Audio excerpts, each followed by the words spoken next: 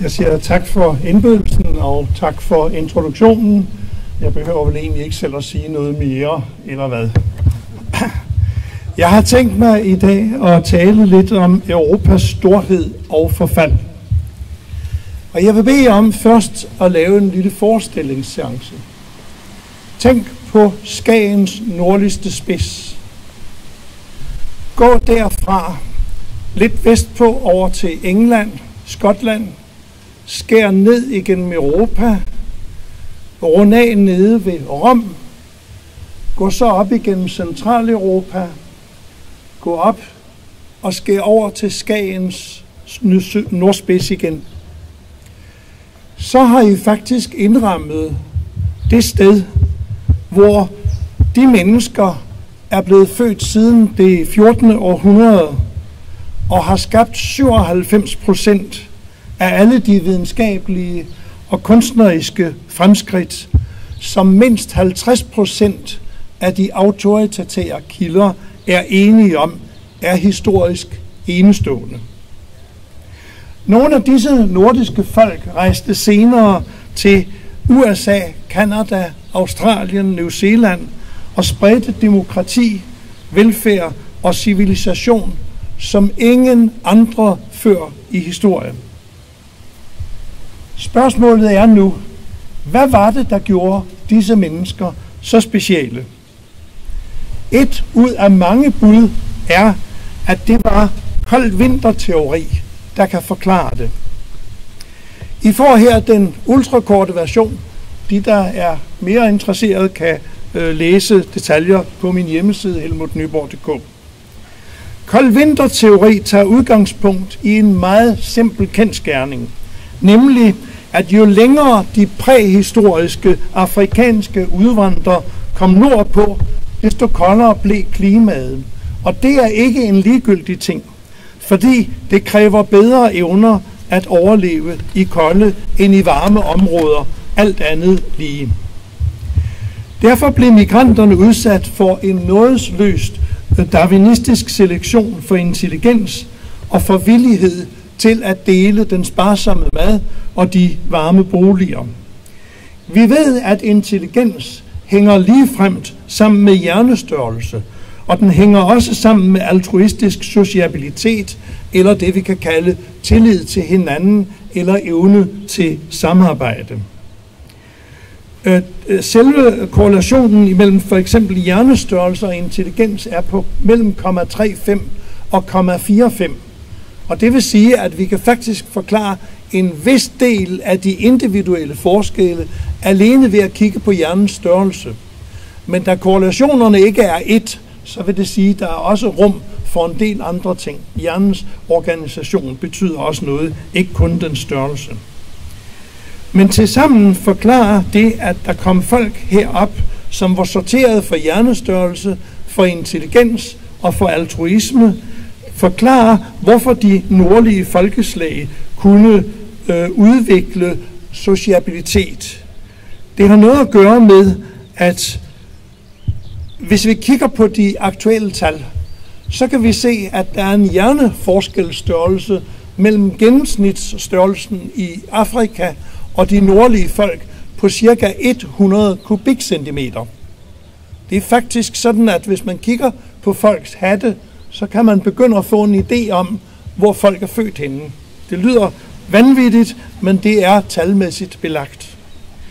Der er en forskel i gennemsnit IQ i Afrika og op til de nordlige lande på 2 standardafvigelser, det vil sige cirka 30 IQ-point.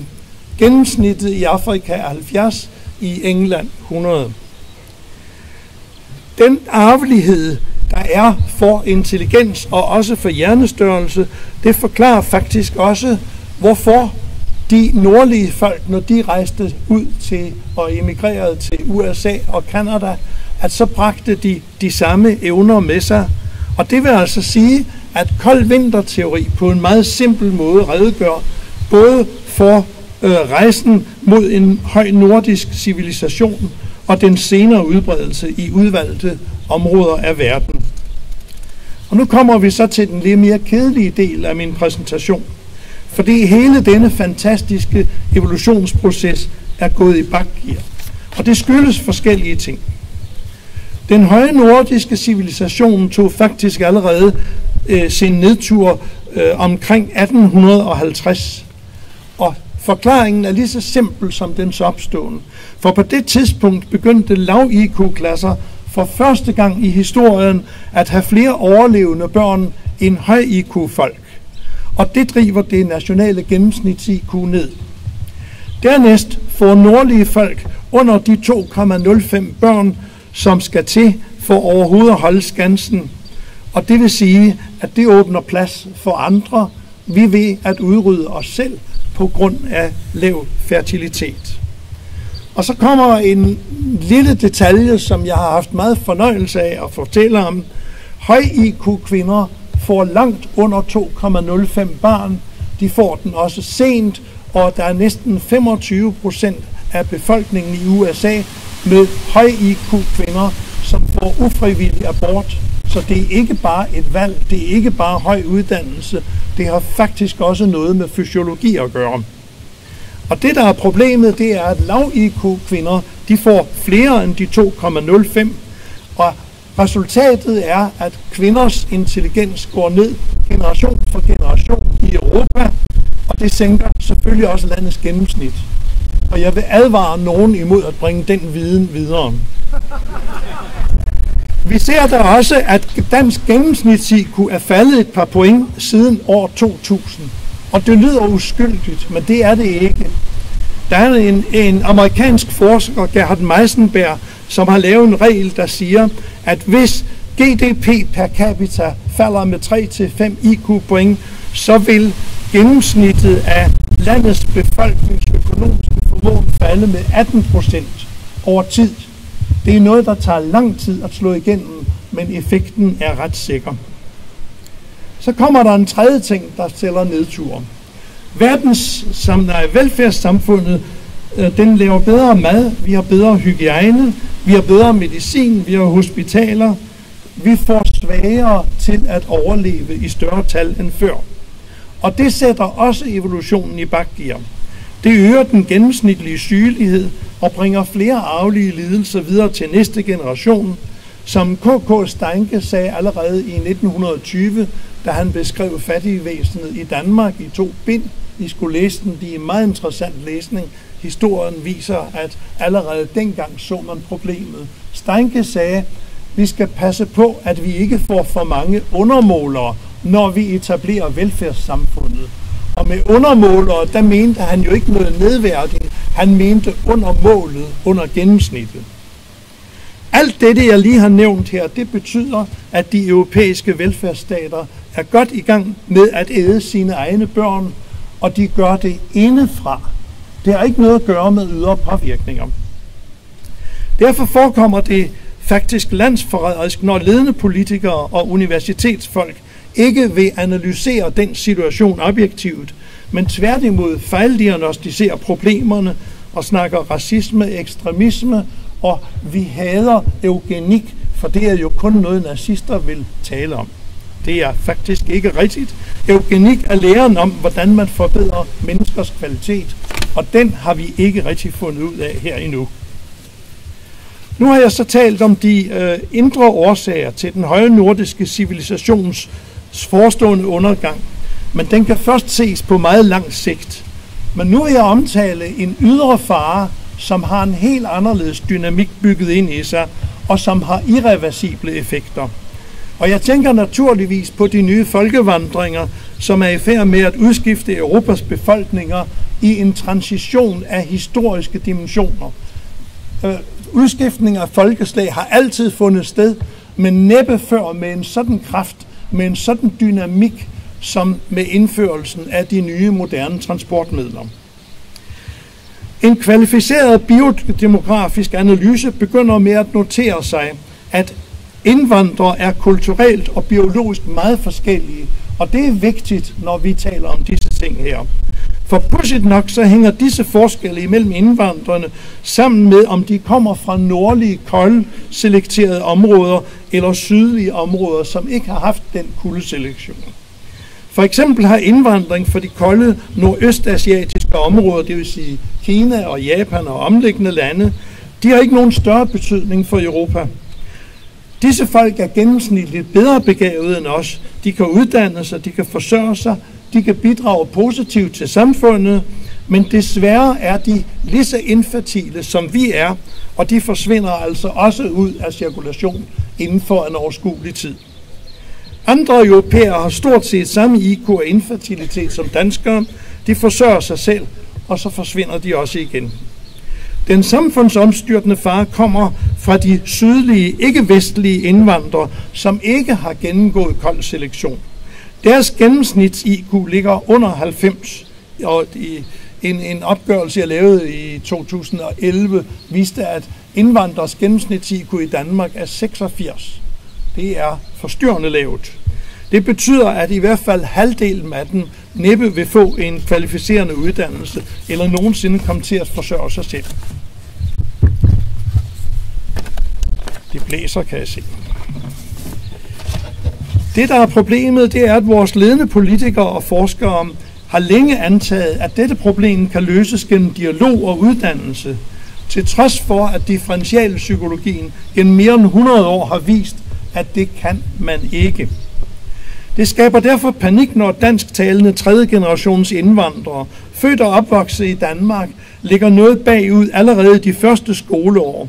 Med en arvelighed på 60-80% kan vi forudsige med stor sikkerhed, at halvdelen af den vil løbe ind i alvorlige problemer og vil overgå til overførselsindkomst. Specielt når vi tager i betragtning af, at Skandinavien er et højteknologisk samfund, hvor vi systematisk fjerner jobs, hvor de ville kunne have gjort en forskel, grave grøfter og sådan noget. Det har man maskiner til i dag. Det, der er endnu værre, det er, at gruppen af funktionelle analfabeter vil vokse meget hurtigt, da de i gennemsnit får børn tidligere, og nogle af dem får op til 4-6 børn per par. De ansvarlige har endnu ikke forstået, at religiøse mennesker får flere børn end ikke-troende, og at muslimer får flere børn end andre fertile religiøse grupper. Og holder tendensen, så kan muslimer på sigt danne en majoritet i Danmark, og de kan indføre sharia på ganske lovlig vis, og et flertal af dem medgiver der også, at det er rent faktisk, hvad de ønsker. Samtidig øger de antallet af genetiske skader ved deres mange fætter-kusine-ægteskaber, og tallene er foruroligende, når man ser samlede opgørelser eller separate opgørelser, for eksempel fra Mellemøsten. Det er tankevækkende, synes jeg i hvert fald, at Europas feminister, evolutionsbiologer, kultureliter, politikere og biskopper synes ude af stand til at forstå og handle på, hvad den udvikling betyder for det frie samfund. De kunne blot se på vores nabo, Sverige, som er ved at styrte i afgrunden for vores øjne. Her siger den svenske nationaløkonom Hans Jensevik for eksempel, at godt nok vokser den svenske samfundskage langsomt, men forskellige indvandrerklaner producerer mindre, end de forbruger. Det er kølig økonomisprog, det her. Samtidig bliver de flere og flere, og danner dermed en tikkende bombe under svensk økonomi. Det ses endnu ikke klart, siger Jensevik, fordi staten dækker etableringsudgifterne ved indvandring. Men efterhånden vil kommunerne overtage udgifterne, og det indebærer, at den enkelte borgers velfærd vil forringes drastisk, og de svenske virksomheder vil blive udsultet. Man kunne så godt hæve skatterne, men så falder indtægterne, og så er man lige vidt. Så siger han også, Malmø går snart bankerot, og mere end 40 kommuner i Sverige ligner Malmø økonomisk. En matematisk fremskrivning af tallene viser, at alle kommuner i Sverige vil have lige så dårlig økonomi som Malmø allerede i 2025, altså om en 6-7-8 år. Før 1960 var Sverige præget af strategisk økonomitænkning. Man snakkede om, hvilke projekter skal vi nu starte op, som kan gavne borgerne og staten. I dag, siger han, er mange svenske kommuner reduceret til kun at jagte penge, hvor man nu kan finde dem. Og Jensevik frygter, at Sverige som noget af det første snart vil miste deres ældreomsorg. Hvad med social uro og kriminalitet? Chefen for det svenske sikkerhedspoliti, SÄPO, sagde forleden, at antallet af militante islamister i Sverige er steget fra mange hundrede til nu mange tusinder. Men vi har ikke styr på, hvor de er og hvad de vil. Vi har aldrig set noget lignende, siger han. SÄPO får nu omkring 6.000 tips om måneden om terrorisme og ekstremisme. Vi har nu registreret 60 no-go-zoner, som politiet dog kalder særlige sårbare zoner. Svenske skoler og biler brænder i hobetal. Tallene viser, at ikke-europæiske indvandrere står for 49% af alle seksuelle forbrydelser siden 2015, selvom de kun udgør 9,5% af befolkningen.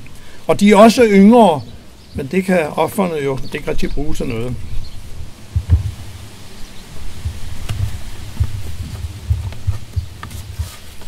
Med andre ord, jeg tror godt, vi kan sige, at Sverige er på vej til at blive et udviklingsland. Jensevik mener ikke selv, at vi kan vinde udviklingen i Sverige, så længe politikerne ikke gør noget. Jeg mener, at Sverige for længst er kommet forbi point of no return. Hvad med Norge? Her har en økonom regnet ud, at de indvandrere, der kom til landet alene i 2014, vil i et livsperspektiv komme til at koste 600 milliarder norske kroner. Det er 14 gange den norske olieformue. Danske økonomer mener, at indvandringen kun koster skatteyderne 50 milliarder, fordi en tredje eller fjerde generation vil uddanne sig og komme i arbejde. Det er en af forudsætninger for at anvende DREAM-modellen, den matematiske model, hvor blandt andet Rockwool-fonden fremskriver udviklingen. Men al differential psykologisk forskning viser, at det ikke kommer til at ske. Forskningen viser til med, at lav-IQ-mennesker begår signifikant mere kriminalitet end godt begavede mennesker. Der er et direkte omvendt forhold imellem intelligens og alle mulige former for social patologi. Hvad angår resten af Europa, tyder udviklingen på, at de fleste lande følger trop, og forfaldet har eksponentiel karakter. Og lad mig tilføje, at kun en tåbe frygter ikke eksponentielle kurver. Mine egne analyser antyder, at lav fertilitet og faldende IQ i første instans vil lede Europa frem mod amerikanske sort-hvide tilstande med stigende sociale spændinger og de kendte tilbagevendende raceuroligheder. I anden fase udskiftes de infertile nordlige folkeslag med fertile lav-IQ stammefolk, og dermed erstattes oplysningstidens historiske demokrati, velstand og høj civilisation af en ny religiøs middelalder. Jeg tøver ikke med at sige, at ansvaret for denne tragiske udvikling eller afvikling af høj nordisk civilisation ligger hos Europas og nationalstaternes ledende instanser. De er som ængstelige gamle mænd, der sidder afmægtige i deres gyngestole og lader en brilliant sol erstattes af en dunkel halvmåne. Jeg ønsker alle tilstedeværende en god og mere aktiv fremtid. Tak.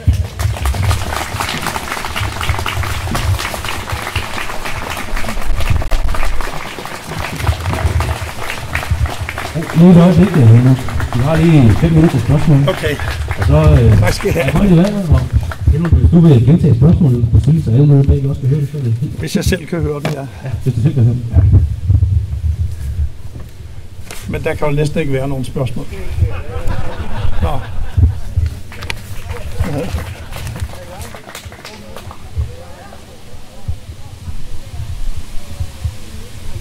Altså, som Axel meget udmærket sagde i begyndelsen, vi kan affinde os med det, underkaste os.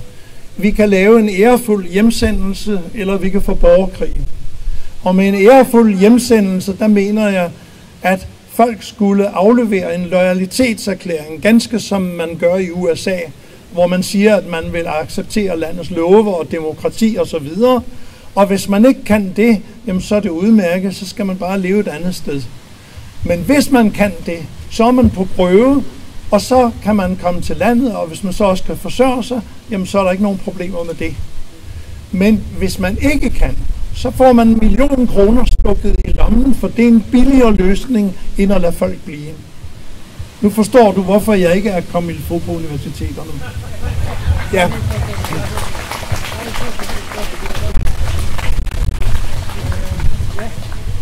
Nu har du skitseret nogle af teorierne i dag, som du blev lagt for had for. Men så var det, jeg tænkte, første gang jeg stiftede bekendtskab med, så tænkte jeg, jamen, så må eskimoerne være enormt begavet. Har du tænkt over det? Jeg har hørt spørgsmålet før. Ja. Der er det ved det, at når man går op imod nord, så bliver det koldere, og så er der en selektion for en stor hjerne. Når man så måler på eskimoer i dag, så har de faktisk hjerner, som er på størrelse med de folk, der bor over i Nordøstasien, altså det vi kalder asiater i dag. Og så spørger du, jamen hvorfor er de så ikke det mest brillante af alle? Det viser sig, at når du kommer meget langt op imod nord, så er der langt imellem rensdyrene eller bisonokserne. Det vil sige, at der kan ikke leve ret mange mennesker. Der er lav carrying capacity, som nogle specialister siger. Og det gør, at der er langt til den næste kæreste, og der er ikke så mange at vælge imellem, og så får du en indgiftefaktor, som sænker intelligensen, og man har nøjagtige tal på, hvor tæt indgifte, hvor meget det sænker. Så er der et andet spørgsmål, som jeg troede, du måske også ville komme med. Jamen, hvordan kan det være, at vi levede oppe i stenalderen på det tidspunkt, da det blomstrede nede i Mellemøsten? Da nemlig det skete det for en 6-8.000 år siden, at der var en vældig isbræ, der brød oppe i Nordamerika, oppe ved de store søer. Og den sendte millioner af kubikkilometer iskoldt vand tværs hen over Atlanterhavet. Og det gjorde, at folk, der var nået op ret langt nordpå, op i central og den nordlige del af øverste del af Europa, men endnu ikke Skandinavien, at de blev tvunget tilbage igen.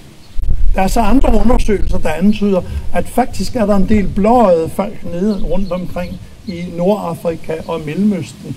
Men der er vi ude i spekulationer, om det kunne forklare den opblomstring, vi så i Egypten og senere i Grækenland og Italien. Ja. Ja.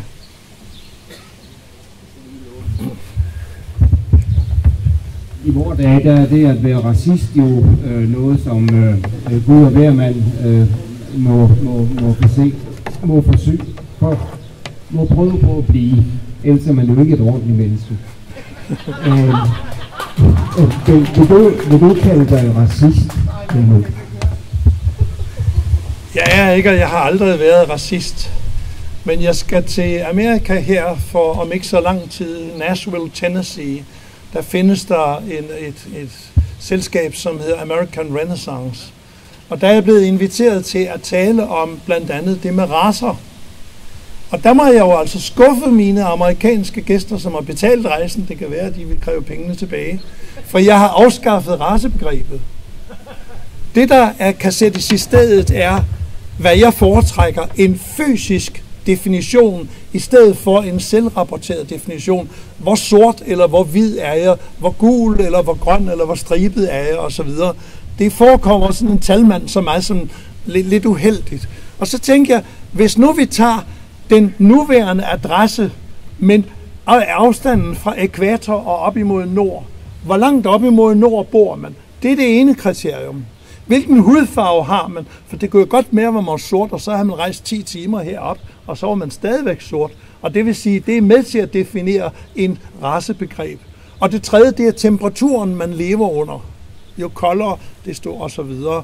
Og det vil sige, at hvis man laver en lille smule faktoranalyse på det, og det er sådan lidt mudret matematik, men det behøver vi ikke at komme ind på, men så kan man lave en ny raceinddeling, som ikke hedder race, men som er defineret fysisk og kaldes en økotype.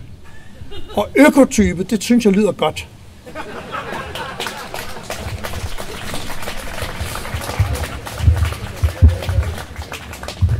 Ja, mange tak for det, Helmut. Velkommen. Det var en fin tale. Vi har en takkegiver til dig her. En tegning. Mange tak for det.